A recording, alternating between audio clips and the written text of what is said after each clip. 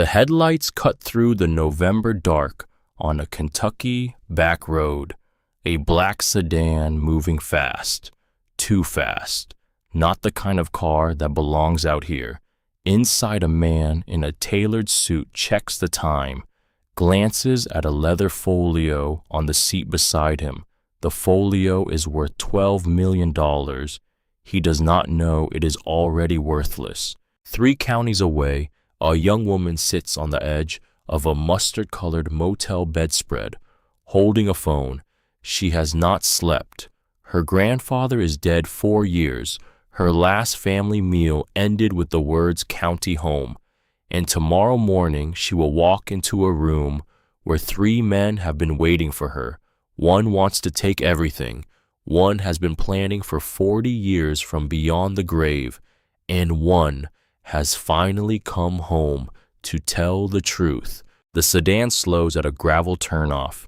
Headlights sweep across a sagging fence, a hanging gate, and somewhere in the woods, a rock that has been keeping a secret since before written language existed. There are things about that land my family never told me, things buried so deep in the courthouse records, in the soil itself, that even the people who tried to erase them couldn't finish the job. I didn't know any of that when I walked out of Letcher County Children's Home at 18 with a garbage bag of clothes, a social worker's handshake, and $60 in a manila envelope. I didn't know it when I spent my first winter in a rented room above a feed store, working double shifts at a grain elevator just to keep the lights on. And I didn't know it when I watched my grandfather's farm, the farm where I was born, the farm where the only man who ever truly loved me had lived and died, get carved up, handed over to people who had never once touched the soil, $12 million under the woodlot, a cave older than the pyramids of Egypt, my name carved on a rafter when I was 12. I didn't know any of it until the letter came. But the land kept the secret, and the land, as it turns out, is more patient than any of us. My name is Linnea Halbrook, and this is the story of how a girl with nothing was given everything by a man who had been quietly preparing the ground for 40 years. My grandfather's name was Wendell Halbrook. He was not a tall man, not a loud man, not the kind of man who walked into rooms and commanded attention. He was the kind of man who got up before sunrise, because the cows didn't know it was Sunday, because the frost didn't wait for a convenient hour, because the work was the work, and it needed doing. He had rough hands, a quiet voice, and when he spoke, he measured every word like he was spending something he couldn't get back. I called him Papa Wendell. Everyone else called him Wen. The county called him a nuisance when he pushed back against the easement survey one autumn. The bank called him a credit risk when he refused to put the south acreage up as collateral. His own sons called him stubborn. His grandchildren, the ones who mattered to that family, the ones who got Christmas cards and birthday money and college funds, called him Grandpa without much feeling behind it. I called him the only real home I ever had. My mother was Papa Wendell's youngest daughter, Delphine. She was a child who didn't fit, too restless for the farm, too soft for the city, too proud to ask for help. Until help was no longer available, she left Letcher County when I was 4. She came back twice. The second time, she didn't leave under her own power. I was 7 years old. I stood in the gravel driveway of Papa Wendell's farmhouse, and I watched him put her in an ambulance. And I understood, in the wordless way that children understand terrible things, that she was not coming back. I stayed, not because anyone formally decided I should, not because there was a plan or a proper legal arrangement. In those early years, I stayed because Papa Wendell didn't send me anywhere. He just set a place at the table, put extra blankets on the bed in the small room off the kitchen, and the next morning, he woke me up at 5:30 and said, "You're going to learn how to feed chickens today." That was how it started. The Hallbrook farm sat on the eastern edge of Letcher County, Kentucky. Hill country, ridge country, the kind of land that demands something from you before it gives anything back. 70 acres of mixed terrain, 30 acres of bottomland near the creek that ran good corn when the season cooperated, 20 acres of pasture on the lower ridge where Papa Wendell kept cattle, and another 20 acres of woodlot and rough ground that climbed toward the ridgeline. Not rich land by anyone's measure, but deep land, land with history in it. Papa Wendell had worked that farm for 40 years by the time I came to live with him. He knew it the way you know something you have earned slowly. The wet corner of the south field that needed tiling, the limestone shelf that ran under the pasture and complicated the fence posts, the particular angle of the morning sun in October, the one that told him when the first frost was coming. He knew which trees in the woodlot were worth keeping, which ones had gone hollow. He knew where the water table ran, how deep, how reliable. He taught me all of it, not in any formal way, not with lessons and tests. He taught me the way farmers teach, by doing alongside you until you could do it yourself, and then watching while you did, and then trusting you to do it when he wasn't watching. By the time I was 12, I could operate the tractor. By 14, I could read a soil sample. By 16, I was the one getting up at 4:30 for the early chores because Papa Wendell's knees had started to fail him, and somebody had to. I did not resent this. I want to say that clearly because it matters. I did not feel cheated or overburdened or trapped on that farm. I felt needed. I felt competent. I felt, for the first time in my life, like I was exactly where I was supposed to be. The rest of the family came around on holidays, sometimes in the summer. Papa Wendell had 2 sons, my uncles Royce and Tucker. Royce lived in Lexington. He had a business that involved equipment leasing and a lot of phone calls and a new truck every 3 years. Tucker lived in Cincinnati. He was a contractor. Between them, they had 5 children, and those children had opinions about the farm that they expressed freely during holiday dinners without knowing a single thing about the soil under their feet. I was not, technically, one of Papa Wendell's grandchildren, not in their eyes.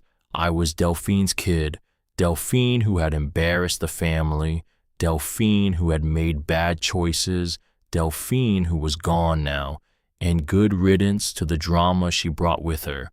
I was a complication, an obligation, something Papa Wendell had taken on, out of stubbornness or sentimentality, depending on who you asked. Royce said it once, at a Thanksgiving dinner, when he thought I was out of earshot. Daddy always did have a weakness for strays. I was 14 years old. I carried that word, stray, for a long time. But Papa Wendell never used that word. Papa Wendell never made me feel like a charity case, or a burden, or a problem to be managed. He made me feel like the farm was as much mine as anyone's, more mine maybe, because I was the one who was actually here. He would walk the fence line with me in the evenings and talk about the land the way other people talked about family, with affection and history and a sense of permanent belonging. "This creek," he said to me once, when I was about 15, "your great-grandmother used to do laundry right over there. That stone in the bank, see it? She used it as a washboard. The land holds things, girl. It holds them longer than people do." I believed him. I still believe him. There was one afternoon I remember, late October, the kind of light you only get in those hills, slant and amber, going gold across the ridge. Papa Wendell asked me to take a walk with him. We went east, past the pasture, past the old hay barn that was starting to lean into the woodlot. He moved slow. His knees were bad by then. He used a walking stick cut from a hickory branch, worn smooth at the top from his hand. We walked for maybe 20 minutes. The trees got bigger, older, the kind of trees that had been standing when his great-grandfather first walked that land. He stopped at a place I had never seen before, a clearing of sorts, with a large rock at the center of it, big as a small car, covered in moss so thick it looked like green velvet. There was a crack in the side of the rock, tall enough for a person to slip through, maybe. But Papa Wendell did not go near the crack. He just stood there, looking at it, and then he said, "You see this? Yes, Papa. This place doesn't belong to anyone, Linnea. It belongs to itself. You understand me?" I didn't, not really. I was 16 years old, but I nodded. "Some things you protect," he said, "not because the law tells you to, because you know." He looked at me for a long moment. "You remember that," he said. "You remember this rock. When the time comes, you'll know what I mean." We walked back through the woods. The light was going. The air was getting cold. He didn't say anything else about it, and I didn't ask. But I remembered. When I was 16, Papa Wendell started having what the doctor called episodes, small strokes, minor ones, but they accumulated. He became slower, quieter, more forgetful in some ways. In other ways, he became sharper, more deliberate, like a man who knows his time is shortening and wants to use what's left with precision. During this period, he began making trips to town. That he didn't explain. He came back from these trips with manila envelopes that he locked in the old strongbox under his bedroom floorboards, the same strongbox where he kept the farm deeds and the old tax records and a photograph of my grandmother that he'd never put away, even after 20 years of widowhood. I noticed the trips. I noticed the envelopes. I didn't ask questions. I had learned from Papa Wendell that some things reveal themselves in their own time. He died in February of my 17th year, a final stroke, a bad one, in the night. He was gone before the ambulance arrived. I found him in the morning when he didn't come down for coffee. I sat on the edge of his bed for a long time before I called anyone. His hand was still warm, sort of. Not really. I held it anyway. I thought about all the things he had taught me, about soil, about cattle, about the angle of October light, about the rock in the woods. He won't get to teach me anything else. And then, he already taught me everything. The funeral was held on a Tuesday. Royce flew in from Lexington. Tucker drove up from Cincinnati. The cousins came, the neighbors came, the men from the county agricultural extension came, because Papa Wendell had been respected in that community, in a way his sons never fully understood. People stood in the frozen field behind the farmhouse and said true things about him, which is the best any of us can hope for. I stood at the edge of it all, 17 years old, and I understood that the ground under my feet had just changed permanently. I was right. I just didn't understand how completely. The will was read at the kitchen table 3 days after the funeral. Royce sat at one end, Tucker sat at the other. Their wives occupied the chairs along the sides. The family attorney, a man named Phineas Burchard, who had handled Papa Wendell's legal affairs for 30 years, sat at the head with a manila folder and the careful expression of a man who expected some of what was about to happen. I sat in the corner, near the stove. No one asked me to sit there. I simply had nowhere else to go, and the kitchen was warm, and I was very cold. in a way that had nothing to do with the February air.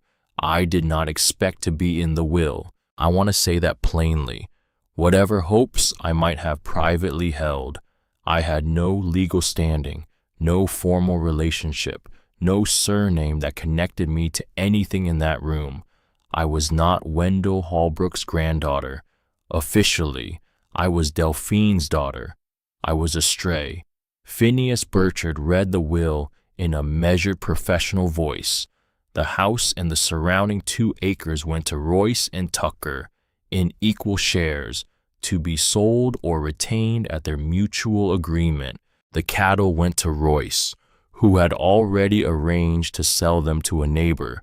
The equipment, the tractor, the hay baler, the old feed wagon, went to Tucker. A small sum of money, about $11,000, was divided among the 5 cousins as educational gifts. Phineas Burchard paused at this point.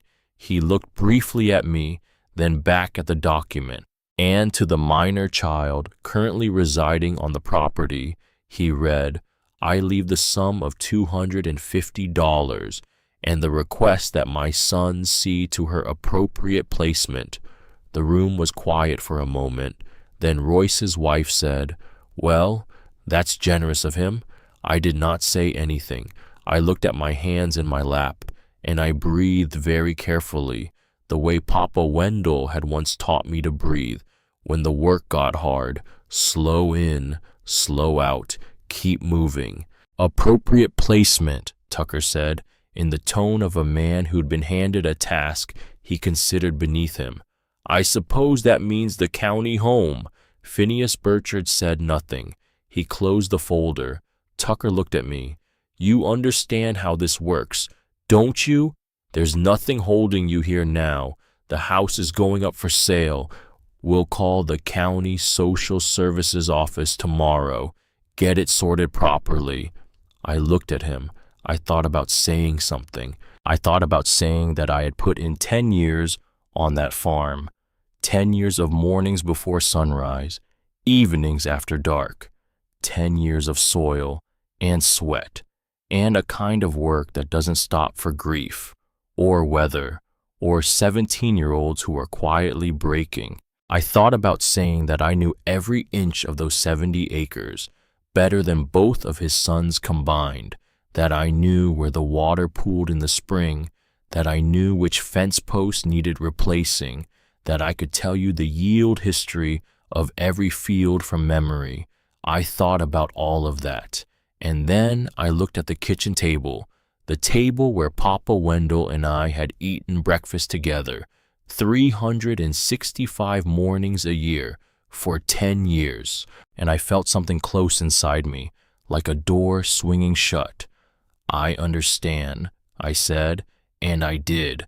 I just didn't understand everything. That night was my last in the farmhouse. The realtor would come the next morning to photograph the rooms. The lockbox would go on the door the day after. Royce had told me, in a voice that was almost kind, that I could take what I could carry. I packed 2 garbage bags, clothes, a few books, the pocket knife Papa Wendell had given me on my 14th birthday, a photograph of him standing by the old tractor, taken by the county extension agent. Years before I was born, I sat on the bed in the small room off the kitchen, the room that had been mine for 10 years, and I looked at the rafters above me. I had looked at them every night of my childhood, the same beams, the same knots in the wood, the same shadow patterns when the moonlight came through the window. I had never looked closely. I don't know why I looked closely that night, but I did. And on the underside of the main beam, right above where I had slept since I was 7 years old, I saw something, a carving, small, maybe an inch high, done with what must have been a sharp pocket knife by someone with steady hands and reasonable patience. My name, Linnea, and underneath it, a number, 12, the age I had been when something I didn't know about had been decided. I stared at it for a long time. I climbed up on the bed. I traced it with my finger. The letters were old, worn smooth at the edges. The dust had settled into the grooves. Papa Wendell. It had to have been him. But why? When? I was 12, 5 years ago. What had he been thinking? 5 years ago, when he climbed up on this bed while I was at school, or feeding chickens, or wherever I had been, and carved my name into the wood above where I slept. 12. What had he decided? When I was 12? I didn't know. I didn't know. I lay back on the bed and looked at the carving until the moonlight moved across it and I couldn't see it anymore. I didn't sleep that night. I left the next morning, before the realtor came. I did not say goodbye to the rooms. I said goodbye to the south fence line, to the creek bend where the sycamore stood, to the place under the pear tree where Papa Wendell had buried our old dog, to the small family cemetery at the edge of the eastern woodlot. I did not go to the rock in the woods. I couldn't make myself walk that far. I stood at his grave for a long time. The frost had not melted yet. The grass crunched under my boots. I don't know where I'm going, I said. I don't know why I said it out loud. There was no one to hear me, except the land. And the land, as Papa Wendell had told me, holds things. Letcher County Children's Home smelled like industrial cleaner and cafeteria food, and the specific sadness of institutional furniture. I arrived there in February with a garbage bag of clothes, a folder of school records, and $250 in a bank account that had someone else's name on it until I turned 18. I turned 18 11 months later. Those 11 months, I don't talk about much. There were other girls there, some kind, some cruel, most just trying to get through. There was a woman in the kitchen named Bonnie who slipped me an extra biscuit sometimes, without comment. There was a caseworker, Brenda, who looked tired in a way that suggested she had been looking tired for a long time, but who tried. There was a window in the upstairs hallway that looked out east toward the ridges. I stood at that window a lot. I tried not to think about the farm. I failed. The morning I aged out, Brenda Holt sat across from me at a table in the discharge room. She told me, in a kind, practiced voice, that there were resources available, that the transition was difficult for many young people, that I should reach out if I needed help. She gave me a manila envelope with $60 in it and a list of phone numbers for shelters and food banks and workforce development programs.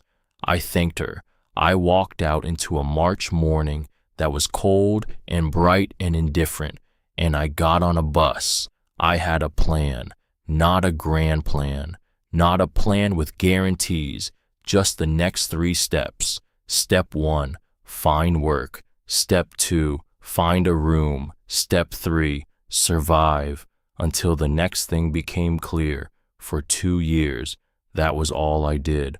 I worked at the grain elevator in Whitesburg. A man named Harold ran the scales. He didn't ask questions about my background.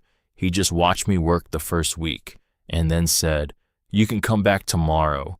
That was the most generous thing anyone had said to me in a year.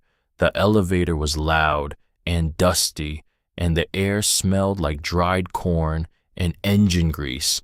I liked it. I worked 12-hour shifts.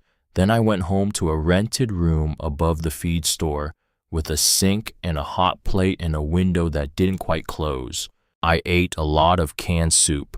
I read library books. I went to bed early because there was nothing else to do. I saved money, not much, but some, enough to know I was moving in a direction, even if the direction didn't have a name yet. After 8 months, the grain elevator slowed down. Harold told me, apologetically, that he couldn't keep me on through the winter. He gave me 2 weeks and a reference. I found work at a hardware store in Pineville. A man named Marvin owned it. He was probably 70. He had a face like a piece of weathered cedar. He asked me what I knew. I told him about the farm, about the tractor, about knowing the difference between a 1/4 inch and a 3/8, about being able to identify 40 different kinds of hand tool from across the room. He hired me on the spot. "You learned that from your daddy?" he asked. "My grandfather." He nodded. He didn't ask anything else. The hardware store was good. The work was steady. The customers were mostly farmers and small contractors and elderly women who needed help with leaky faucets. I liked them. I rented a room in a boarding house with a woman who didn't ask questions and a cat that sometimes slept on my pillow. I saved more money. I didn't go back to the Hallbrook farm. I drove past it once. In the summer of my 19th year, I had borrowed a car to run an errand to Hazard. The road home took me within 5 miles of the property. I made a turn I had told myself I wouldn't make. And then I was on the old county road, going east. And then I was at the bottom of the long gravel driveway. There was a sign at the end of it, a realtor's sign, red and white, faded a little from the weather, sold. I sat in the borrowed car for a long time. I didn't get out. I didn't drive up to the house. The fields beyond the driveway were tall with weeds, the kind of tall that says, "No one has bush hogged in a long time." The south fence was sagging. I could see even from the road that the gate to the lower pasture was hanging open, off one hinge. It would have killed Papa Wendell to see that gate. I turned the car around. I drove back to Pineville. I didn't go past the farm again for a long time.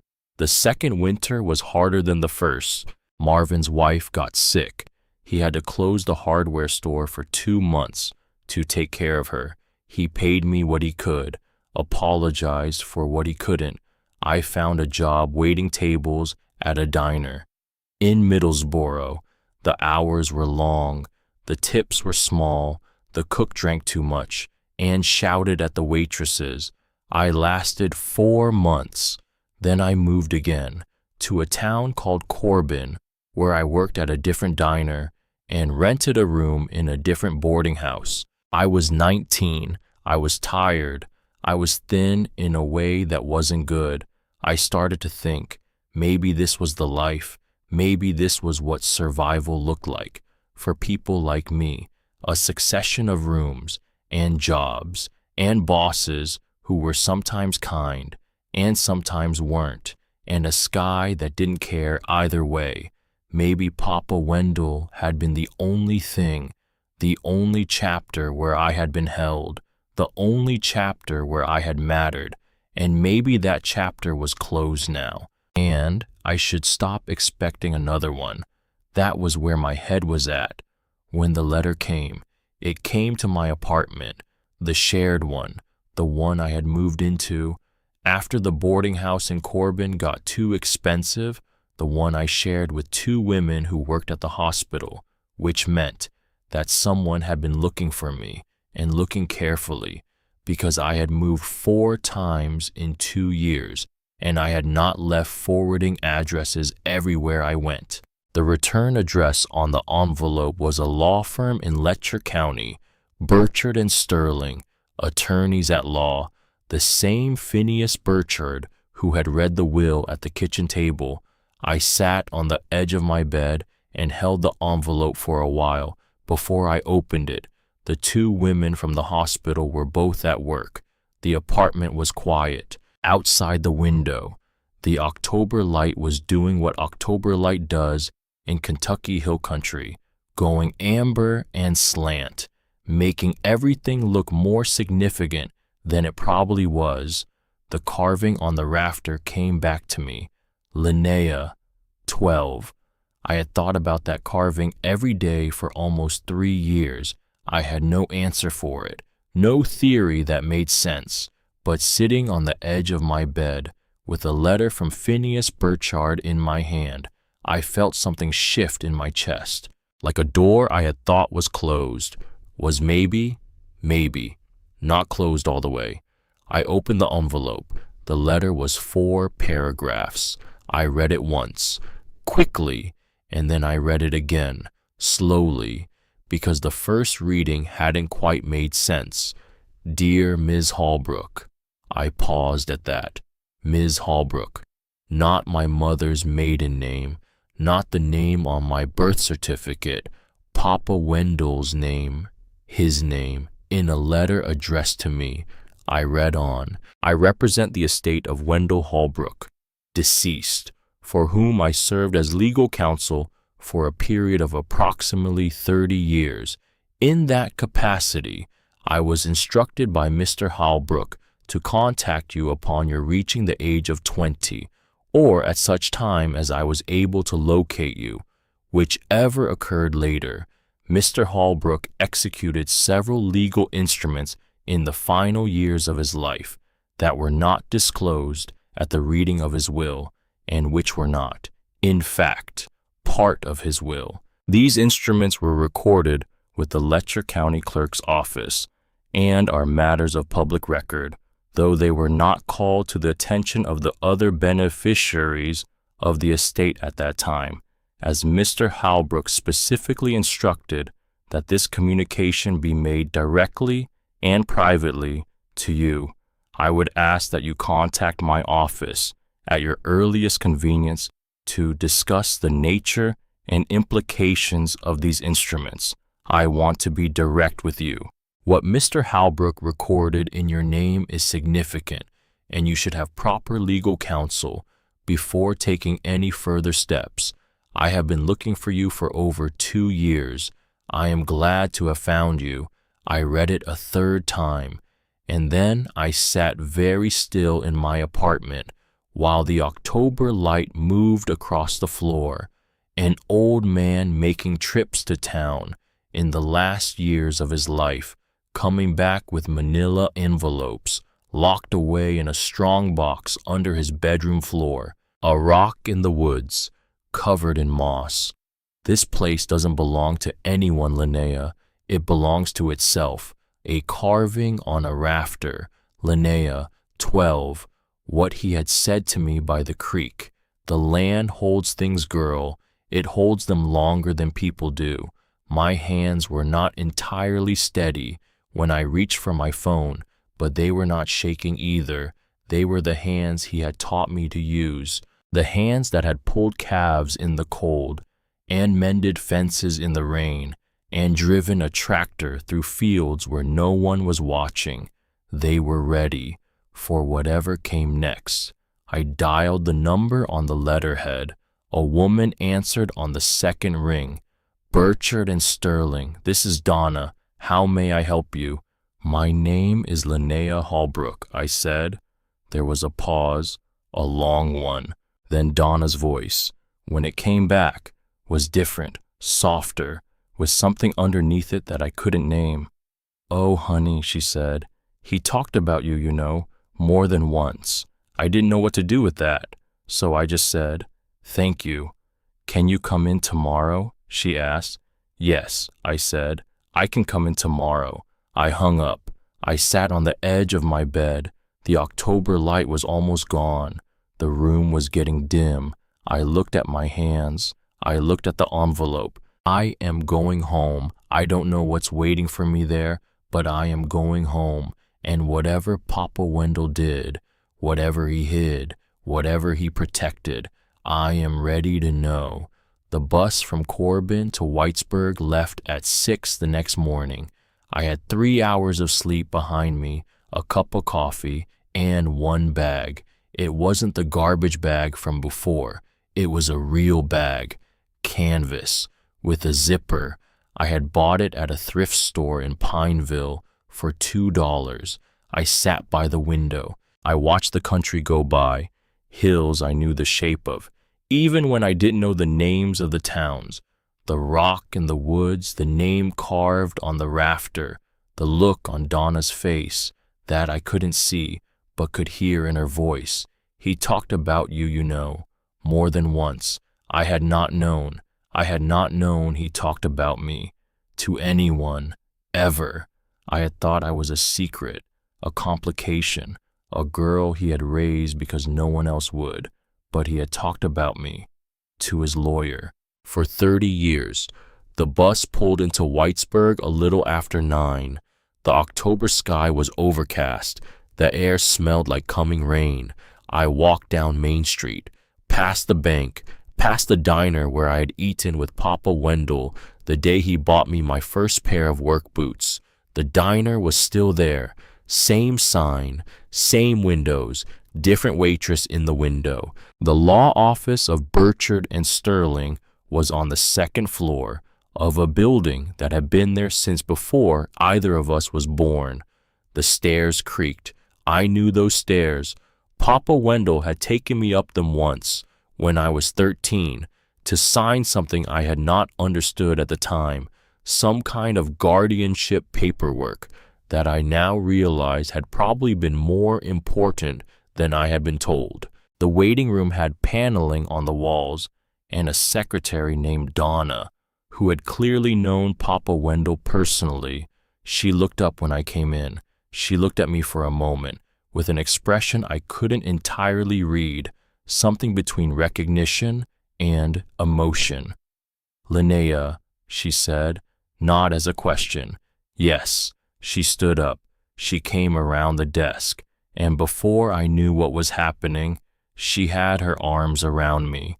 I had not been hugged in 3 years. I had forgotten what it felt like to be held by someone who knew who I was. I didn't cry. I didn't quite cry, but it was close. Donna stepped back. She wiped her eyes, briskly, like a woman who didn't have time for it. "He's going to want to see you," she said. "Phineas, I'll let him know you're here." She turned toward the inner office. Then she stopped and turned back. "Honey," she said, "I want you to know something. Before you go in there," she looked at me, "your grandfather, he was the kindest man I ever knew, and the smartest, and he loved you. He loved you very much. I want you to know that. Before whatever Phineas tells you, I want you to know that."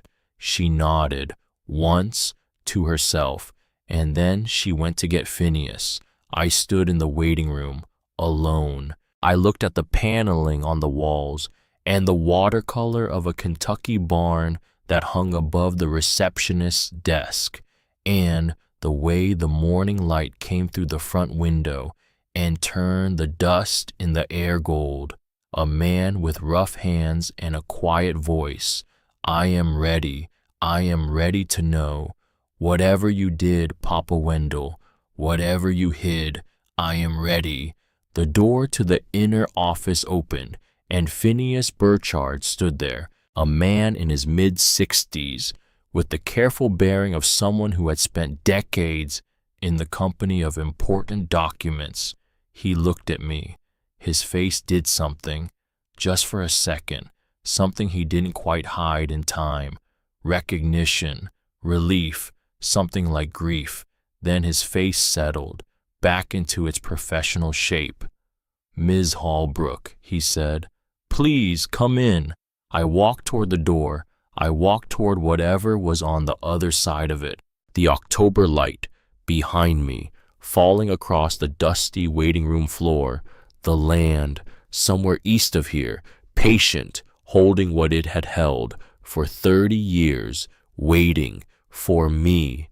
Phineas Burchard's office had the smell of old paper and pipe tobacco, even though I would later learn he had quit smoking 15 years ago. Some smells, they settle into the wood, they stay. He gestured to a chair across from his desk, a leather chair, cracked at the corners, comfortable in the way only old furniture is comfortable. I sat. He sat. For a moment, neither of us spoke. He looked at me, carefully, like he was checking something against a memory. "You look like him," he said. I didn't know how to answer that. I had never thought I looked like Papa Wendell. I had Delphine's mouth and eyes the color of the creek in October, and my hair grew the way no one in the Holbrook family's hair grew. But Phineas was looking at me like he knew something I didn't. "Around the hands," he said, "and the way you sit." He sat just like that, in that same chair, more times than I can count. I looked down at my hands. They were in my lap, folded the way Papa Wendell had folded his. I had not thought about it. I had just done it. Phineas opened the folder on his desk. "I want to start," he said, "by telling you that what your grandfather did was entirely legal, properly executed, and unassailable. I want you to understand that before we get into the specifics, because the specifics are going to raise questions in your mind about whether it could be contested, and I want you to understand that it cannot." I nodded. I couldn't have spoken if I'd wanted to. "Wendell Holbrook," Phineas said, "was a very deliberate man. When he decided to do something, he did it completely, and when he decided to protect something, he protected it thoroughly." He opened the folder. What he showed me over the next hour was this.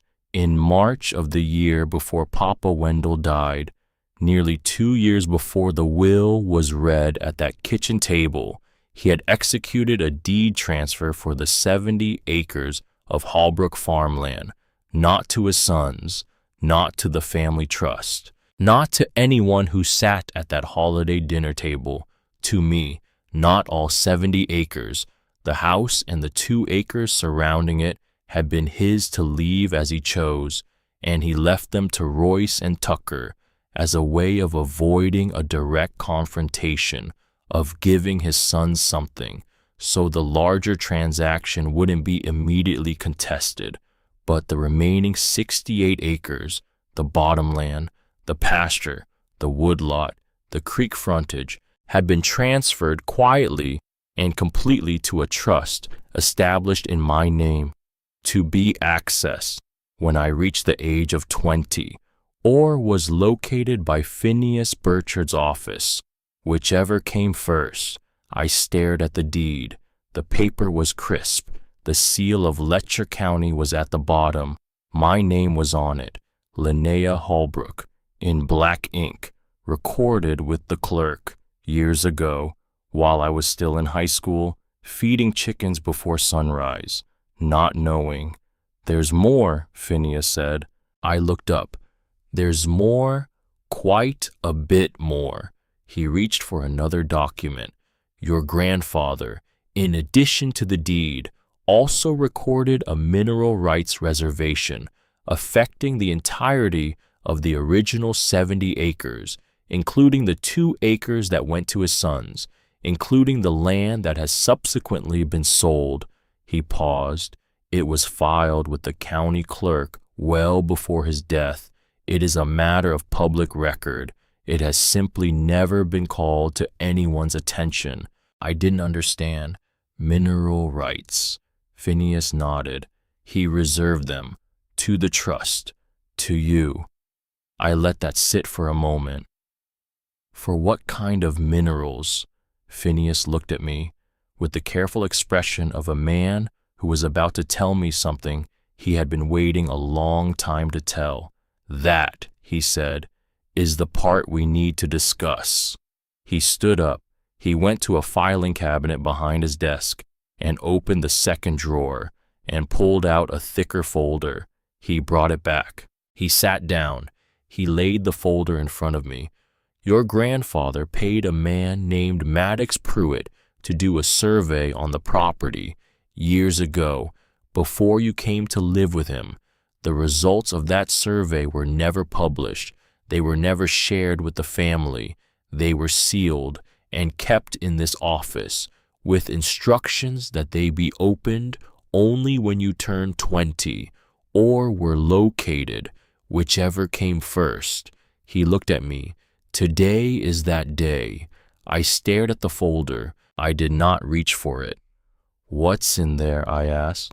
My voice did not sound like my voice. "Something your grandfather understood," Phineas said, "long before anyone else did." He pushed the folder gently across the desk. "I think you should look." I opened the folder. The pages were old, slightly yellowed at the edges, the kind of survey paper they used to print on, before computers got involved in everything. The first page was a topographic map of the 70 acres. I recognized the shapes immediately: the bottomland, the pasture, the ridge, the creek, the east woodlot. There was a red circle drawn on the woodlot, a circle that, if I was reading the topography correctly, was in the exact area of the moss-covered rock, the clearing Papa Wendell had taken me to. When I was 16, I turned to the second page. It was a geological assessment. I scanned it. Most of the words were technical: crystalline, spodumene, beryl, cassiterite. But there was a phrase in the second paragraph that I understood: a pegmatite intrusion of considerable size and unusual composition. I looked at Phineas. "What does that mean?" "It means," he said, "that the rock formation under that section of your woodlot is one of the rarer geological features in the eastern United States. It contains a concentration of minerals that has become commercially important only in the last 15 years. "What kind of minerals?" Phineas tapped the page. "Lithium, tantalum, beryllium, among others." He paused.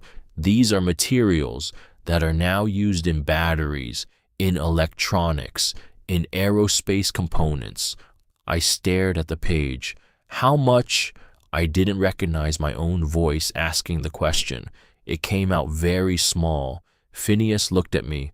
"I had a preliminary assessment done 2 months ago by a firm out of Lexington after I located you and before I sent you the letter." He paused.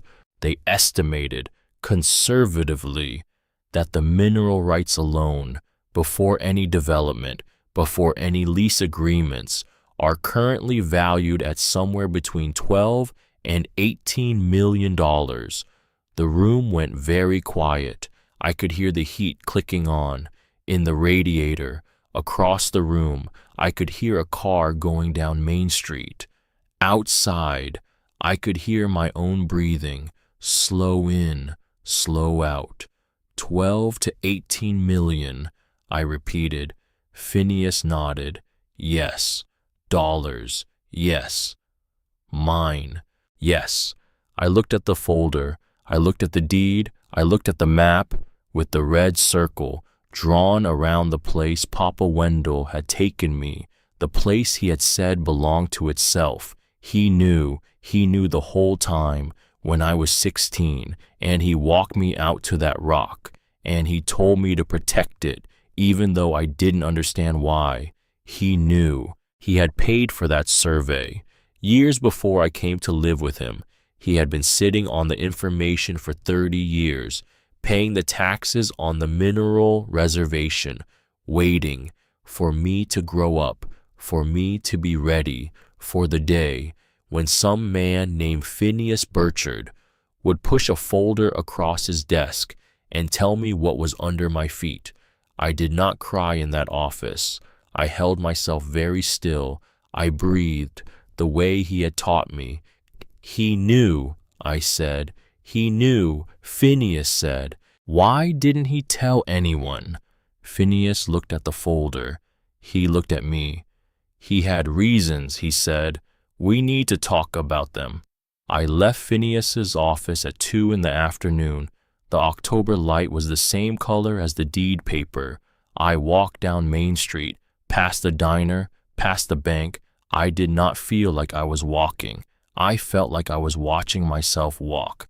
I had agreed to come back the next morning to meet a man named Maddox Pruitt, the surveyor, the man Papa Wendell had paid, quietly, out of his own pocket, to find what was under that woodlot. Maddox was 76 years old, still living in Whitesburg, still answering his phone when Phineas called him from his office. While I sat there, he had said only, "Tell her I'll meet her tomorrow at the old grain elevator, 9 in the morning. I'll drive her out myself." I had nodded. Phineas had nodded. That was the plan.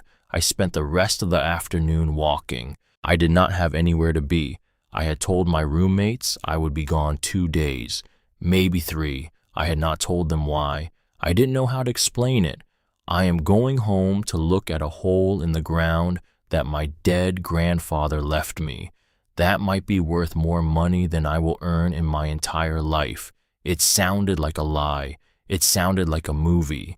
It sounded like something that happens to other people, to girls with last names and trust funds and grandfathers who put them in Christmas card photos. Not to me, not to the stray.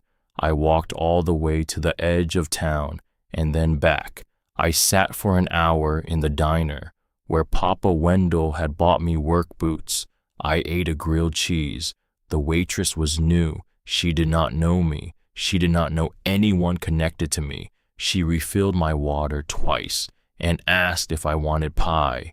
I said no. I sat in that booth. He carved my name on the rafter. When I was 12, he paid for a survey. Years before that, he had been planning this for longer than I had been alive. Why?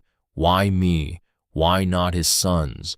Why not the cousins? Why a girl who wasn't even his granddaughter by any name the world recognized? Why? I checked into a motel that night, the Mountain Vista Inn on the edge of town, the kind of motel where the towels are thin and the lock on the door doesn't quite line up. The night clerk was a young man, maybe 25. He looked at my ID. He looked at me. He looked at my ID again. "Halbrook," he said. I nodded. "You related to old Wen Halbrook." My throat closed. He was my grandfather. The young man nodded slowly. "My granddaddy bought hay from him for 40 years, said Wen Halbrook was the most honest man in 3 counties. He handed me my key. You take care now." I went to my room. I sat on the edge of the bed. The bedspread was the color of dried mustard. I cried, not loudly, not for long, just for a few minutes into the bedspread, because I had not known until that moment how much I had needed someone to call me Wen Halbrook's granddaughter. Without flinching, the next morning, at 9, I was at the old grain elevator. It was closed now, had been for almost a year. The windows were boarded over. The lot was full of weeds. A red pickup truck was parked there. A man stood next to it. He was tall, stooped a little with age. He had a face like a piece of leather that had spent too many years in the sun, and eyes that didn't miss anything. He was wearing a Carhartt jacket, the kind of green Carhartt that men wear for so long it turns into a part of their body. "Linnea Holbrook," he said. It wasn't a question. "Mr. Pruitt." "Maddox," he said. "Get in." I got in. We drove east, out of Whitesburg, onto the old county road, the same road I had driven a year before, in a borrowed car, past the property with the realtor's sign. Maddox didn't talk for the first 10 minutes. I didn't talk either. When he finally spoke, it was without taking his eyes off the road. "Your grandfather. He came to my office 41 years ago, said he had a piece of land he wanted me to look at, said he had a feeling about something under the woodlot, said he didn't want a soul to know I was doing the work." I looked at him. "He paid me cash every 2 weeks for 3 months. I never wrote up an invoice. I never told my wife. I never told my son. When the work was done, I gave him 3 copies of the report, sealed, and I never spoke of it to him or to anyone until Phineas Burchard called me yesterday. He glanced at me. "Your grandfather was the most patient man I have ever known. I swallowed. Why did he ask you? Maddox laughed. Once, a short, dry sound. Because I owed him. He was quiet for a moment. My boy, he had a thing happen when he was 12. He stole a tractor part from a man down in Pikeville, got himself in real trouble, was going to get sent away. He glanced at me. Your grandfather knew the man, talked him out of pressing charges, made me promise to pay him back. Someday, in some way, he never named the price. He paused. The survey was the price. I looked out the window. The hills were going by, hills I knew the shape of. He was buying favors, I said, for 30 years, so that when this moment came, the people who needed to act for me already had reasons to. Yes, ma'am, Maddox said. He planned all of it. All of it. We drove in silence for a while. We turned off the county road onto the gravel driveway, the driveway I had not walked up in 4 years. The house came into view. It had a fresh coat of paint. The Louisville couple had clearly spent money on it. New shutters, a new mailbox, a flagstone walkway. That looked like it had been put down by someone who had never put down flagstone before. The fields beyond it were still going to weeds. Maddox did not drive to the house. He turned off, before we got there, onto an old farm track I knew well, the track that led around the back to the lower pasture and then up to the woodlot. We won't need to bother the new folks, he said. I nodded. We bumped along the track, past the south fence I had mended 6 times in my childhood, past the pear tree, past the spot where Papa Wendell and I had buried our old dog. I did not look at the spot. I couldn't. Maddox parked at the edge of the woodlot. We got out. The air smelled like fallen leaves and rain that hadn't come yet. He looked at me. You know where we're going. I looked at the woods. I know where we're going. I led the way.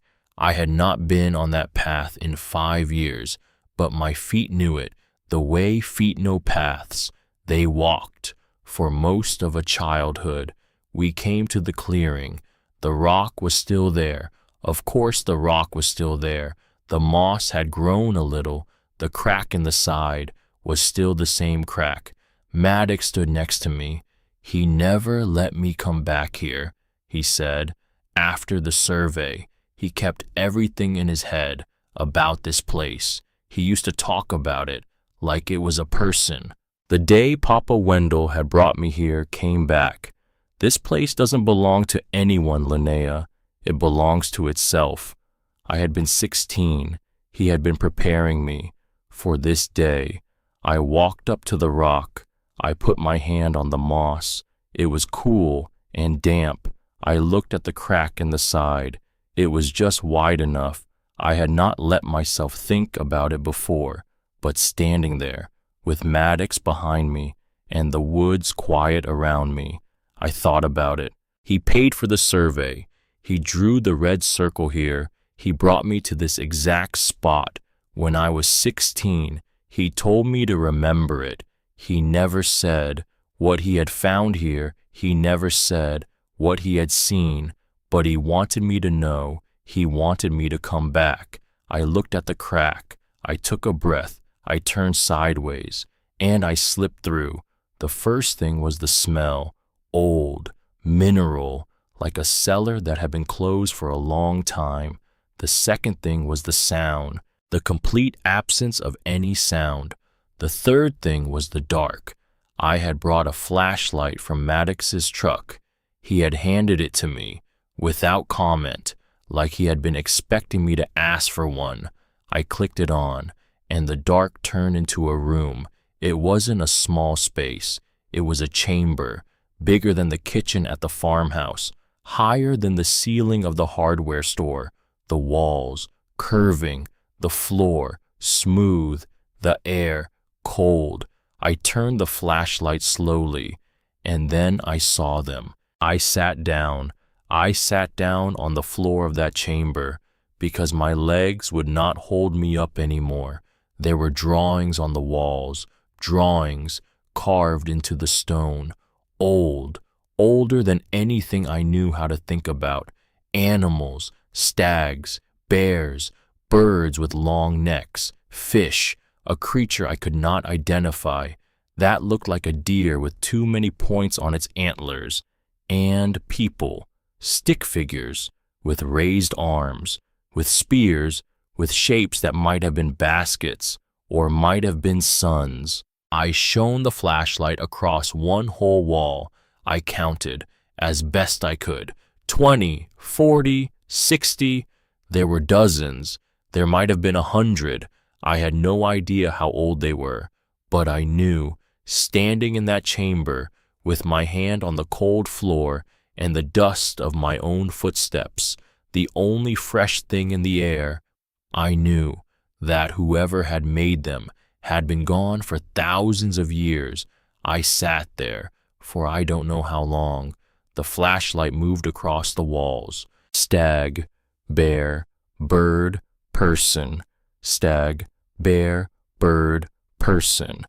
And then, in the corner of the chamber, on a flat piece of rock, sitting upright like a small mailbox, I saw it, a box made of leather, old, but not as old as the carvings. I crawled over to it. On my hands and knees, I lifted the lid. Inside, wrapped in oilcloth, was a single sheet of paper, folded twice. I knew the handwriting. Before I unfolded it, I would have known it anywhere. Linnea, if you are reading this, you have found what I found when I was a young man, hunting in these woods, following a deer that ran into a place no man should have followed it. I have kept this place. For 40 years, I have told no one, not your grandmother, not my sons, not the church, not the state, not the men who would have wanted to dig it up and put it in a museum and take the rock that protects it and the trees that hide it away from the place they belong. Some things must be protected, not by the law, not by the government, by a person. Who decides? I decided. For 40 years, I am old now. I cannot decide much longer. So I have given this decision to you. If you have found this, you are ready. You are strong enough. You will know what to do. The land remembers Linnea. It remembers what we forget. Be its memory now. I love you more than I ever knew how to say. Your Papa. I sat in the chamber for a long time. I did not cry. That came later. I sat, and I read the letter again, and I looked at the walls, and I thought about a young man, maybe 20 years old, following a deer through the woods, coming upon a crack in a rock, going in. I thought about him, standing in this room, alone, for 40 years, carrying this. For 40 years, I folded the letter. I put it back in the leather box.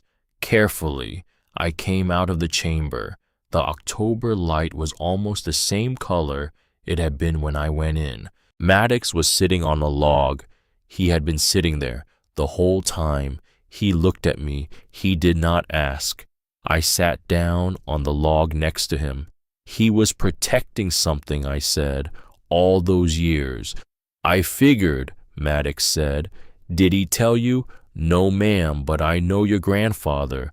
I knew him longer than I knew most of my family. He wasn't sitting on $12 million because he wanted $12 million. I nodded. I was quiet for a moment. Then I said, I need to call someone. You got someone in mind. Papa Wendell's words came back. The men who would have wanted to dig it up and put it in a museum and take the rock that protects it and the trees that hide it away from the place they belong. He didn't want a museum. He wanted a guardian. He had been the guardian for 40 years.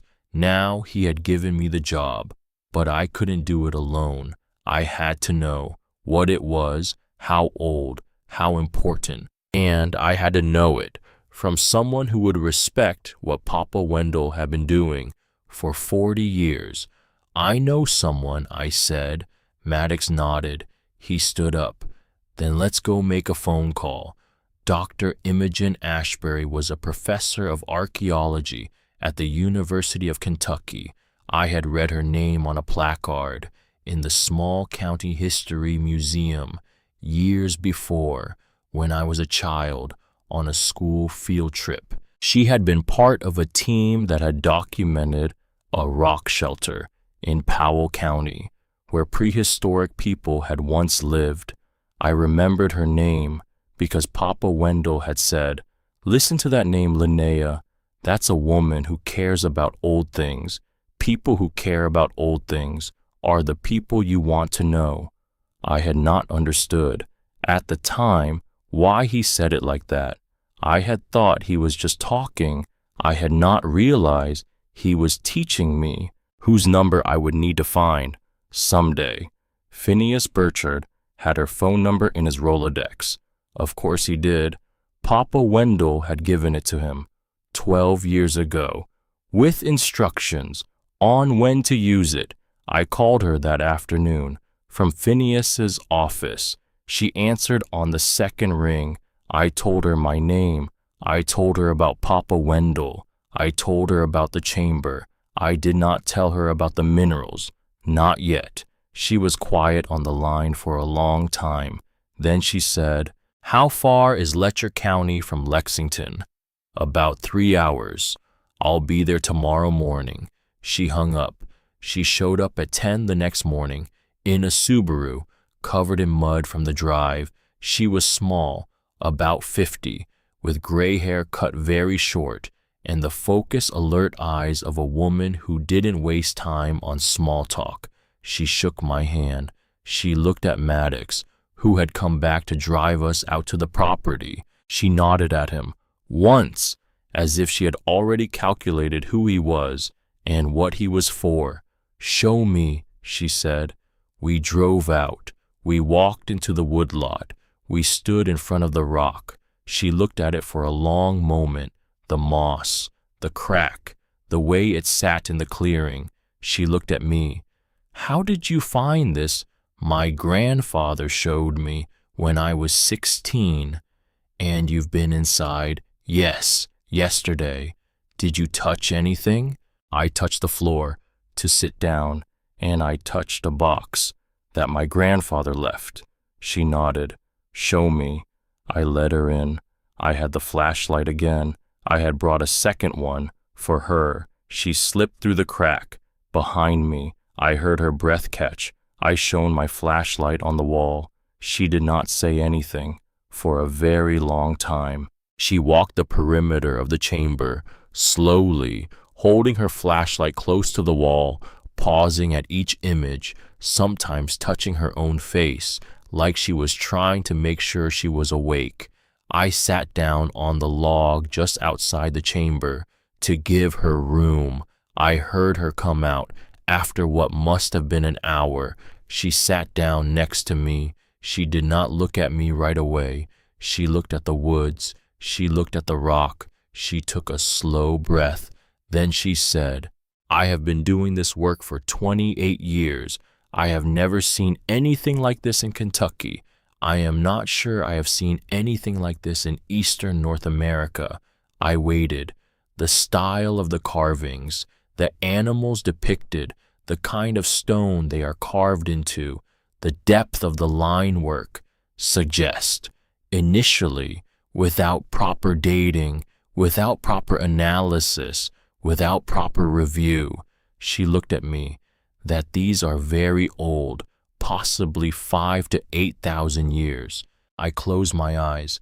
How many? Nearly 100. That I could count. There may be more. In other chambers, I would need to survey the area. She paused.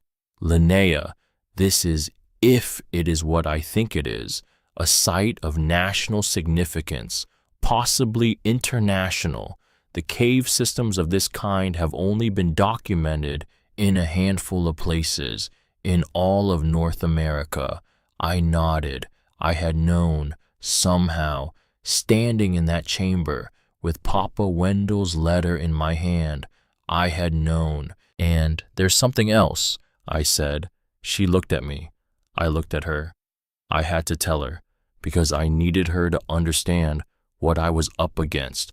The rock formation under this part of the woodlot, according to a survey my grandfather paid for, contains commercially valuable minerals, lithium, tantalum, beryllium. She went very still. What kind of valuable? $12 to $18 million. She closed her eyes. She opened them. Linnea, she said, if a mining company gets their hands on this land, they will not preserve that chamber. They will not preserve those carvings. They will blast through this rock. They will destroy something that has been here since before written language existed. I know. You cannot let that happen. I know. She looked at me. What are you going to do? I looked at the rock. I thought about Papa Wendell, the rafter with my name carved on it. Him choosing me. When I was 12, he chose me because he believed I could hold this. Now I have to. I'm going to protect it, I said. However, I have to. That evening, back in town, Maddox dropped me at the motel. I went up to my room. I sat on the edge of the bed. I called Phineas. He answered on the first ring. Phineas, I said, we need to talk about who knows about the survey. There was a pause.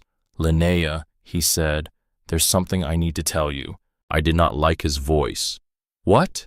A man called the office this afternoon after you left for the woods. What man? His name is Cresswell Marlowe. He is an attorney representing a company called Apex Rare Materials. They are based in Houston. They have been quietly acquiring mineral rights in this part of Kentucky for the last 18 months. My stomach turned cold. How does he know about the survey? I don't know. How does he know my name? I don't know.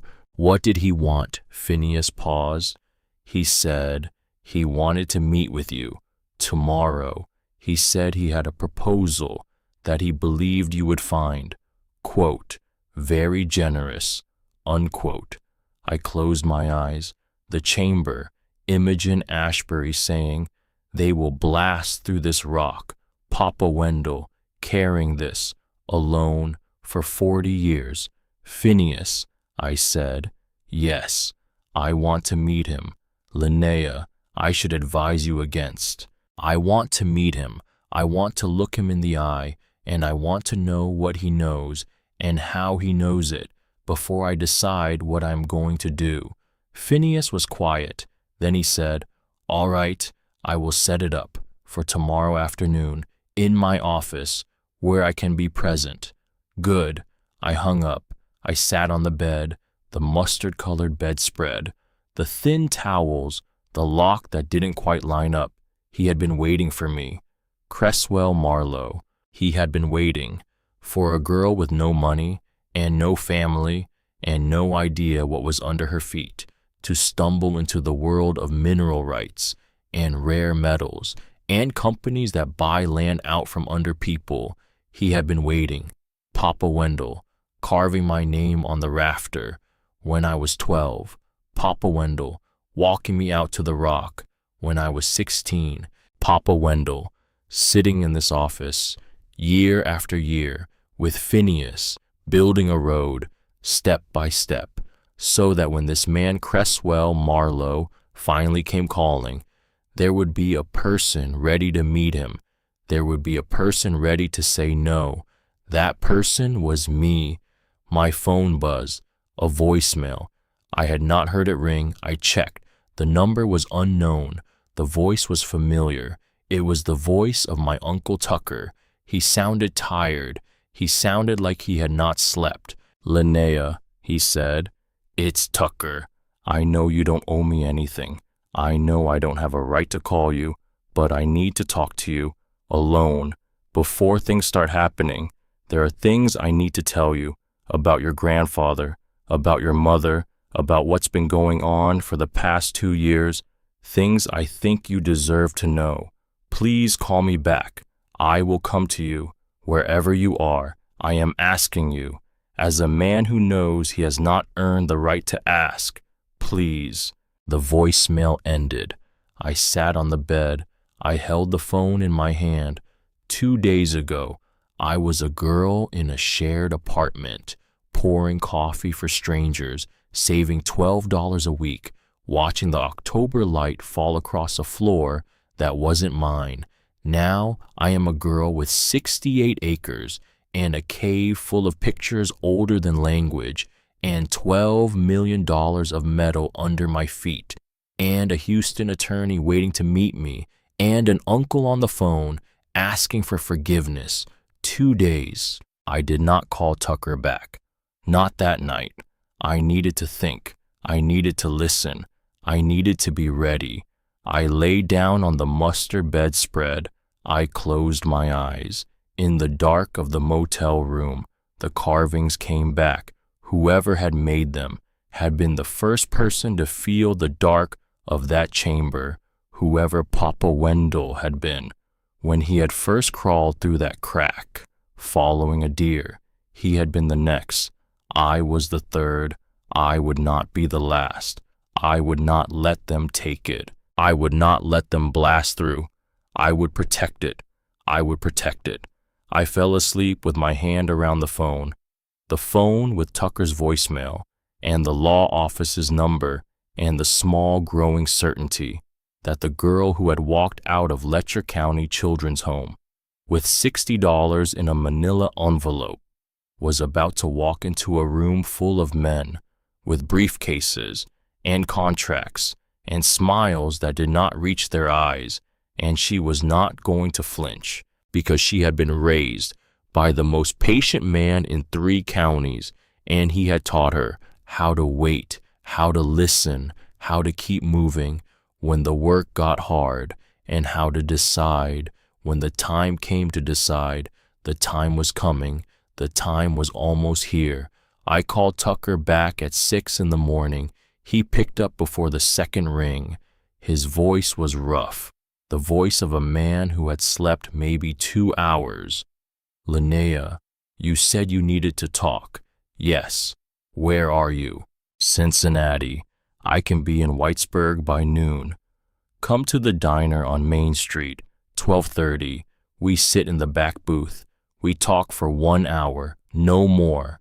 "Yes, yes, anything." "And Tucker." "Yes. Do not call your brother. Do not tell him you are coming. Do not tell anyone." A pause. "I won't." I hung up. I lay in the dark for 10 more minutes. I watched the ceiling. Papa Wendell, sitting at the kitchen table in the dim winter mornings, drinking coffee black, looking out the window, waiting for the light.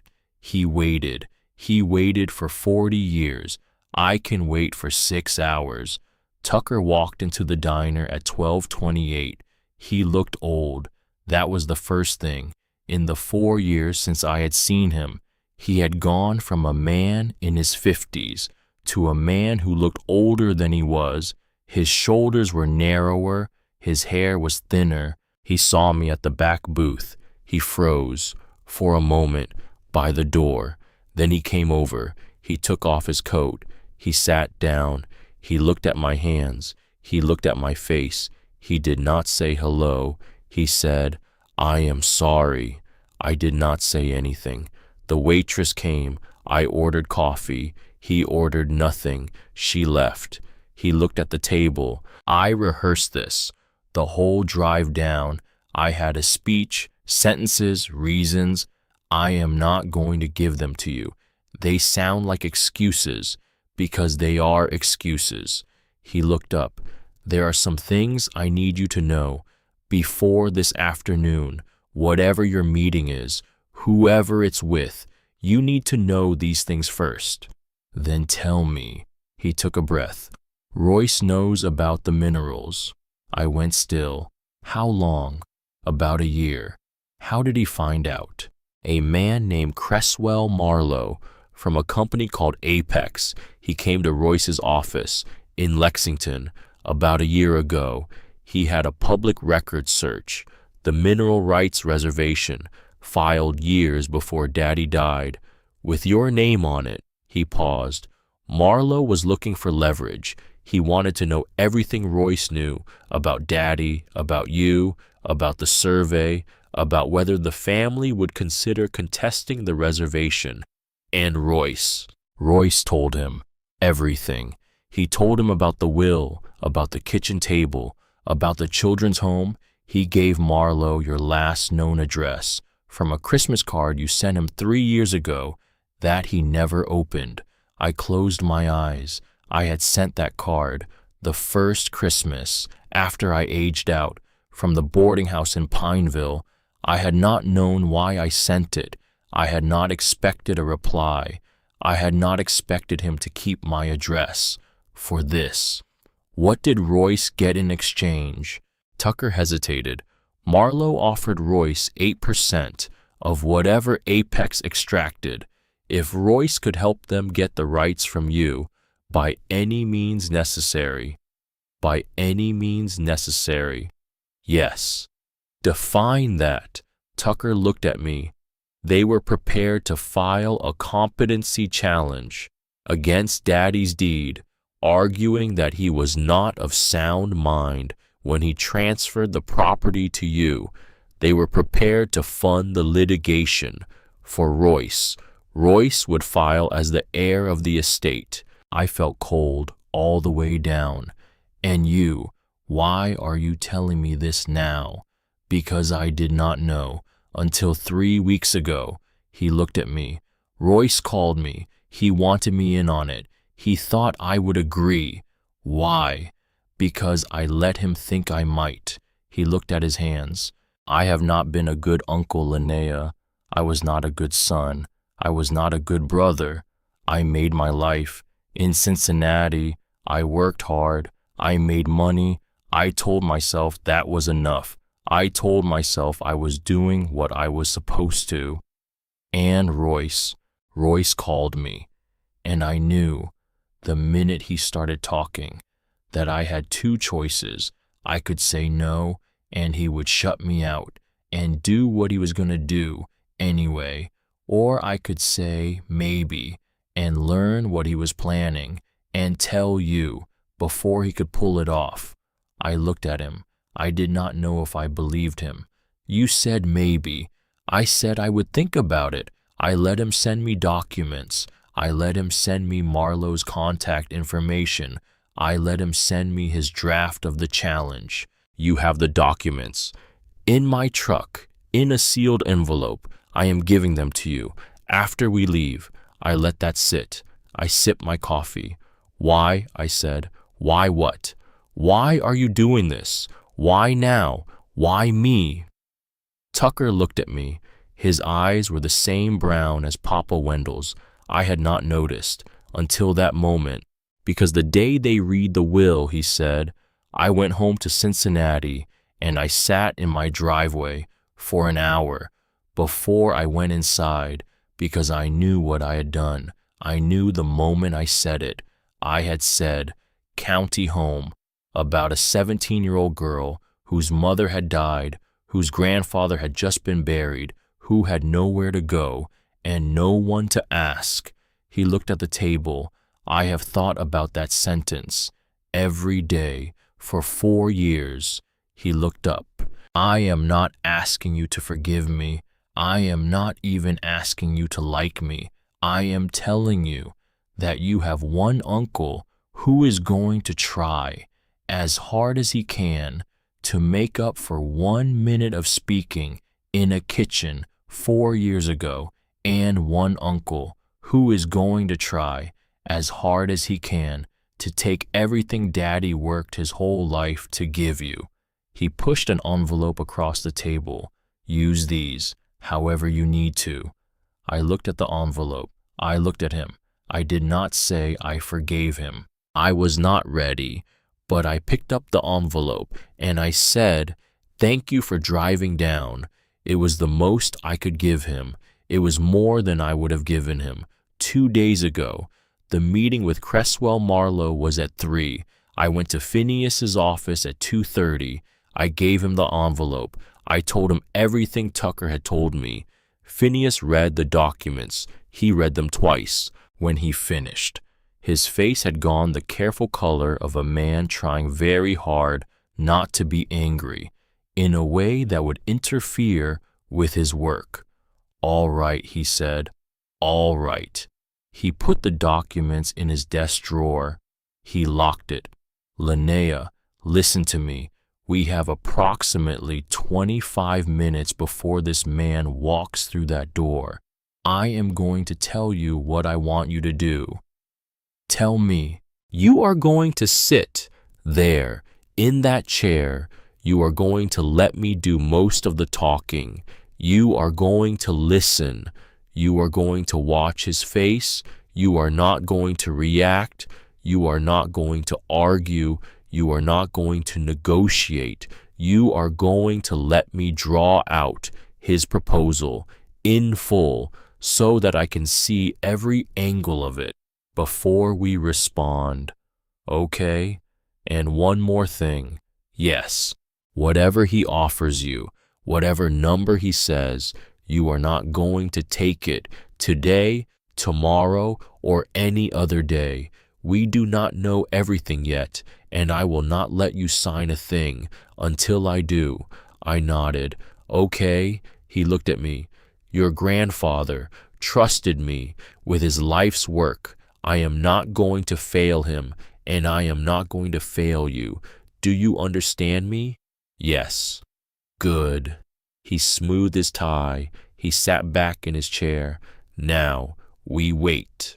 Cresswell Marlowe walked into the office at 3:04. He was 45, tall, tanned in the way that men who do not work outside are tanned, with a suit that cost more than my rent and a wristwatch that cost more than my car. His handshake was practice. His smile reached his teeth, but not his eyes. He sat down across from us. He put a leather folio on the table. He opened it. He said, "Ms. Holbrook, I want to thank you for taking the meeting.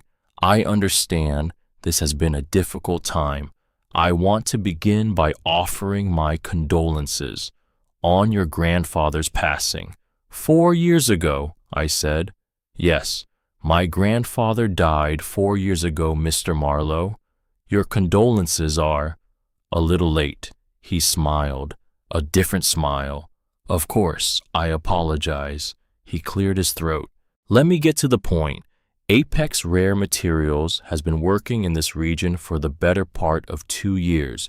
We have an interest in acquiring the mineral rights to several parcels in Letcher and Harlan counties.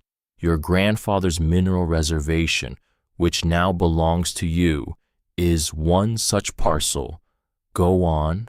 We are prepared to offer you, for an immediate transfer of the mineral rights, $16 million in a structured payout over 5 years.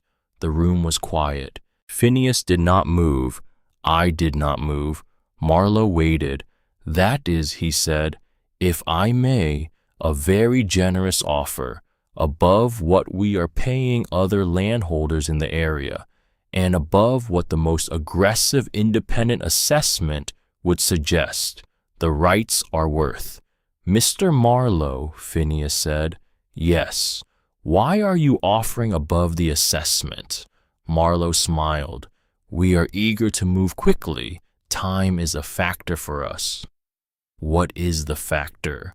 "That is a matter of internal Apex strategy, not relevant to our offer." Phineas nodded. "Mr. Marlowe, are you aware of anything on the property other than the mineral deposits?" Marlowe's smile did not change, but something behind it did, a small flicker. I caught it. I had been raised by a man who could read a herd of cattle, the way other people read a newspaper. I caught it. "I am not sure what you mean," Marlowe said. "I mean," Phineas said, "are you aware of any feature of cultural or historical significance located on the property that would be affected by extraction. A pause. No, Marlowe said. He was lying. I knew it. Phineas knew it. He knew we knew it. Mr. Marlowe, Phineas said, we will need time to consider your offer. How much time? 2 weeks. That is too long. It is the time we need. Marlowe sat back. His smile was completely gone now. Ms. Holbrook, he said.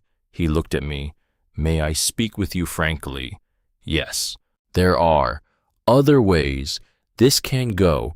You have been handed something that you have no expertise to manage. The legal landscape around mineral rights is complex. You're standing as the named beneficiary of the trust, while currently uncontested, is not invulnerable. There are family members who may have concerns about the manner in which the transfer was executed. Should those concerns become litigation, the next 2 years of your life would be very difficult. I looked at him. I did not say anything. He smiled, almost gently. It would be much better for everyone if we simply concluded this today. I looked at Phineas. Phineas looked at me. I looked back at Marlowe. I said, Mr. Marlowe, I want you to listen to me very carefully. His eyebrows lifted. I grew up on that land. I fed the cattle in the dark before the sun came up. I mended fence posts in the cold. I knew that property, acre by acre, before I was 12 years old. My grandfather, who you did not know and did not deserve to know, spent 40 years protecting something on that property that you have heard about and that you have come here to buy and to destroy. His face changed just for a second. I do not know, I went on, how much you know about what is in those woods. I do not know what your engineers have figured out from your aerial scans or your records or whatever you have used to track my grandfather's movements for the last 2 years. Ms. Holbrook, I am not finished. He stopped. I do know, I said, that you offered my uncle 8% to help you take this away from me by means including litigation against my grandfather's mental competency. Marlowe went white. It was a small white, behind the tan, but it was there. I do know, I said, that your offer this afternoon is generous because you are in a hurry, and you are in a hurry because the longer this property stays in my hands, the more time I have to find out what you already know. He did not speak. So this is what is going to happen, I said. You are going to leave Phineas's office. You are going to drive back to your hotel. You are going to call whoever it is in Houston who tells you what to do, and you are going to tell him that the property is not for sale, the mineral rights are not for sale, and any attempt to challenge the trust will be met with a counter-filing that will name your company and you as co-conspirators in a scheme to defraud. I leaned forward. And Mr. Marlowe, yes, I am going to spend the next year of my life making very, very sure that the rest of the country knows what is on that property and what you came here to do to it. He closed his folio. His hands were not entirely steady. He stood up. He looked at Phineas. You will hear from our counsel. I am sure, Phineas said, pleasantly. I look forward to it. Marlowe left. The office was quiet. Phineas waited until the outer door clicked shut. Then he turned to me. He looked at me for a long moment. Linnea Holbrook, he said, yes, your grandfather would have been very proud of you just now.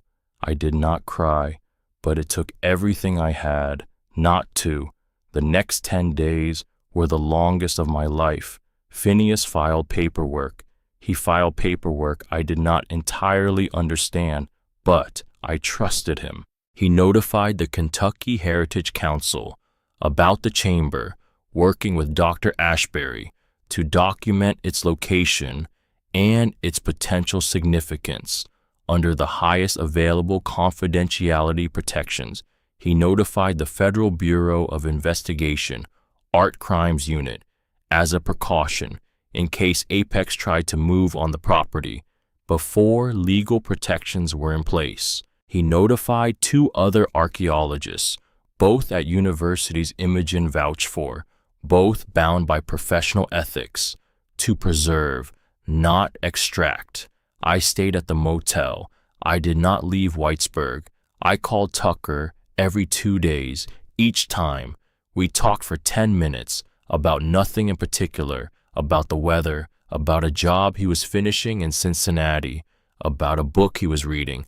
I was learning, slowly, what it felt like to have an uncle. Royce called once from Lexington. I let it go to voicemail. I did not listen to it. For 3 days, when I finally did, he was angry. He was threatening. He was already half quoting language Marlowe had probably given him. I sent the voicemail to Phineas to preserve as evidence. Then I deleted it. I did not call back. On the 11th day, Phineas called me at the motel. His voice was different, lighter. "Linnea, come to the office. There is something you need to see." I walked there in 20 minutes. The October had turned to November. The wind smelled like coming snow. He met me in the lobby with a folder. He sat me down. He opened it. "Your grandfather," he said, "filed something with the Kentucky Land Trust in the early 90s. "What?" "A conservation easement." I stared at him. "A what?" "A conservation easement covering the entire eastern woodlot and 100 feet on every side of the rock formation. The easement permanently prohibits mining, drilling, quarrying, or any subsurface extraction on the easement parcel." I did not understand. I think I said, "Wait." He looked at me. "Linnea, your grandfather, made the chamber legally untouchable more than 30 years ago." I sat back in the chair. "But the minerals?" "The minerals exist throughout the 70 acres. The most concentrated deposit, based on Maddox's survey, is directly under the chamber. The easement covers the chamber and 100 feet on every side. So Apex cannot mine the richest part of the deposit. They cannot mine the chamber. They cannot blast through it. Even if they were to acquire the rights, the land is protected by an instrument that predates their interest by more than 3 decades. I sat in silence. "Then why," I said, "did he leave me the mineral rights at all?" Phineas smiled, a small, tired, affectionate smile. "Because," he said, "there's a peripheral deposit outside the easement, lower yield, but still significant, $2 to $3 million by rough estimate, extractable without disturbing the chamber or the woodlot or anything your grandfather wanted protected." He looked at me. "He wanted you to have something. He did not want you to have to make a choice between yourself and the chamber." I closed my eyes. A young man walking into a clearing, following a deer, a middle-aged man sitting at a desk, filing paperwork for a conservation easement. Years before the law made it easy, an older man carving my name on a rafter when I was 12, the most patient man in 3 counties. He had done it. He had built, brick by brick, over 40 years, a road that a girl could walk down without losing herself. "He thought of everything," I said. "Yes," Phineas said. "He did." The final meeting was held in Phineas's conference room the first week of December, Everyone was there. Royce, with his attorney from Lexington, a man named Patterson, who had been confident at the start of the case, and who was now quieter. Tucker, without an attorney, he came alone. The Louisville couple, through their attorney, who had asked to be present after the discovery of the easement, affected the title insurance of the surface property. They had questions of their own. Phineas, at the head of the table, Imogen Ashbury, representing the archaeological interests, a representative from the Kentucky Heritage Council, a woman named Beatrice Pendry, soft-spoken, with sharp eyes, a representative from the National Park Service who had flown in from Atlanta after Phineas notified them of the chamber's possible eligibility for federal protection. Cresswell Marlowe. I sat at the foot of the table. I wore a green sweater and jeans and the boots Papa Wendell had bought me when I was 8 years old, which still fit because he had bought them too big. On purpose. Phineas opened. He laid out, in careful order, the deed transfer, the mineral rights reservation, the conservation easement. When he got to the easement, the room changed. Marlowe sat back in his chair. He closed his folio. He did not speak. Patterson, Royce's attorney, asked one question. Phineas, has the easement been verified by independent counsel? It has. The Kentucky Land Trust has confirmed its validity. The state attorney general's office has reviewed. The chain of title is clean. The recording is in order. Patterson nodded. He looked at Royce. He said, very quietly, Royce, we are done. Royce did not respond. He looked at the table. His hands, on the table, were trembling slightly. Imogen Ashbury spoke next.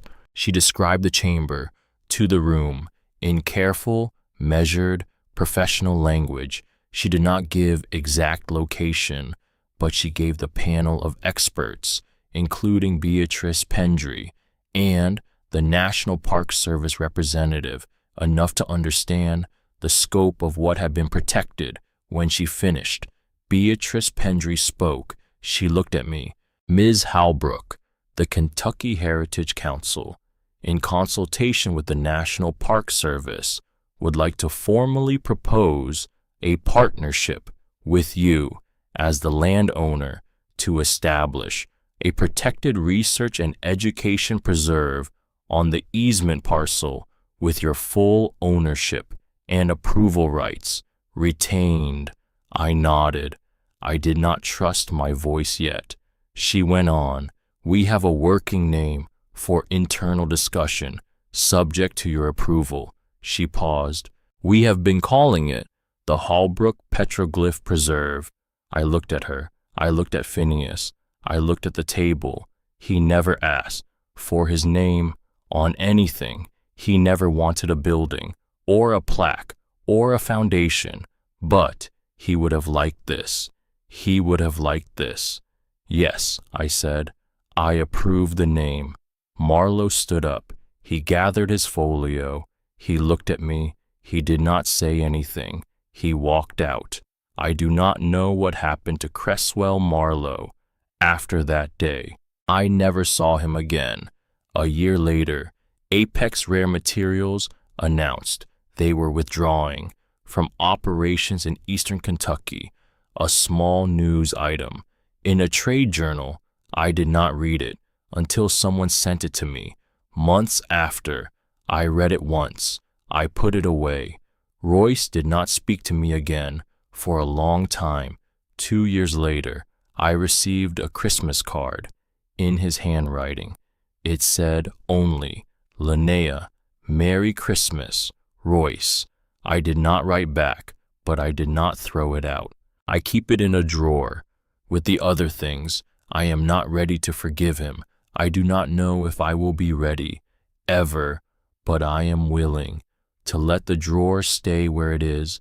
Tucker comes to the farm twice a year now, once in the spring to help me put in the hay, once in the fall to help me close it down for the winter. He sleeps in the small trailer I bought.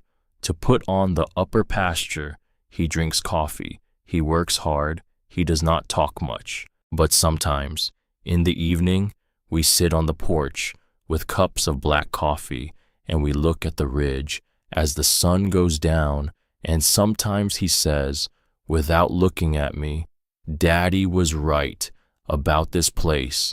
And I say, without looking at him, he was right about a lot of things. That is as much as we say. It is enough.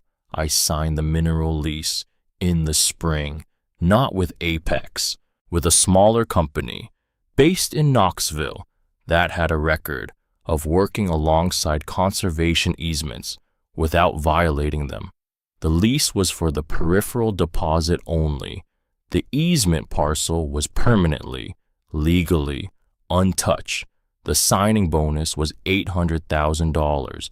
I gave a quarter of it to a fund I set up with Phineas called the Wendell Holbrook Fund to support former foster youth in Letcher County aging out of the system. I gave another quarter to the Holbrook Petroglyph Preserve for its initial conservation work. I kept the rest. I bought a small piece of land adjacent to the original farm from a neighbor who was retiring. I put a single wide on the upper pasture with a view of the creek bottom. I planted the south bottom land in hay and leased the cutting rights to a neighbor who runs cattle. I went back to work at the hardware store.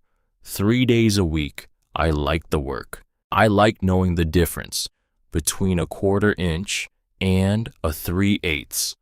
The preserve opened 2 years later after a long process of academic review and tribal consultation with the Eastern Band of Cherokee Indians, whose ancestors may have been among the people who made the carvings.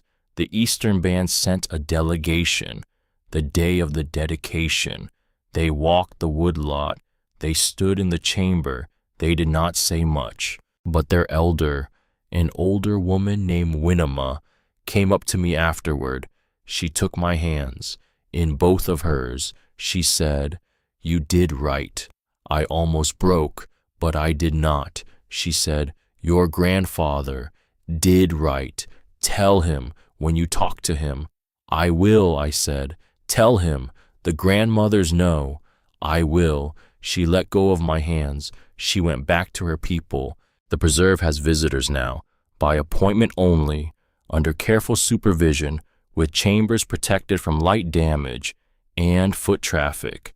A team of researchers works there 3 months out of the year.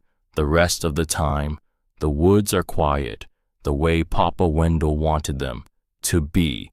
It has been 3 years now since Phineas pushed the folder across his desk. I am 23 years old. I live in the trailer on the upper pasture. I have a dog, a black mutt, named Hickory, after the walking stick Papa Wendell used in his last years. I walk the fence line in the evenings. He is with me every day. There is a morning I want to tell you about. It was last fall. Frost on the grass, the kind that comes in the night and lifts by 10, leaving the fields bright and cold and specific. I was out early, walking the south fence line, checking posts, the ordinary work of an ordinary October morning on a farm in the Kentucky hills. I had Hickory with me. He was running ahead, coming back, running ahead, coming back, the way young dogs run. I stopped at the corner of the fence where the bottomland meets the woodlot, where the creek makes its bend, and the big sycamore stands, the one that has been there since before any of us were born. I stood there, looking at the field, the hay stubble from the last cutting, the creek glinting in the early light, the ridgeline going amber above it. I had the feeling that I sometimes have. In that spot, that I am standing exactly where I am supposed to be standing, not because things are perfect, not because the work is done, or the debt is paid, or the history has been undone. None of that is true. None of that will ever be entirely true, but because this ground holds the names of people who worked it and loved it and understood it, and my name is in that ground now, recorded properly at the county clerk's office and in the trust documents and in the margins of a 40-year-old survey, in Phineas Burchard's files, and on a rafter above a bed where a 7-year-old girl was given a place to sleep by a man who did not have to. I am the stray who stayed, and the land kept my name in it all along. I have not yet told you about the inscription. In the chamber, I did not find it until the second year, after everything was settled, after the preserve had opened, after the researchers had begun their careful work. A graduate student, working in one of the lower chambers, pulling a fallen leaf out of a crack in the rock, saw something. Behind the leaf, he called Imogen. She called me.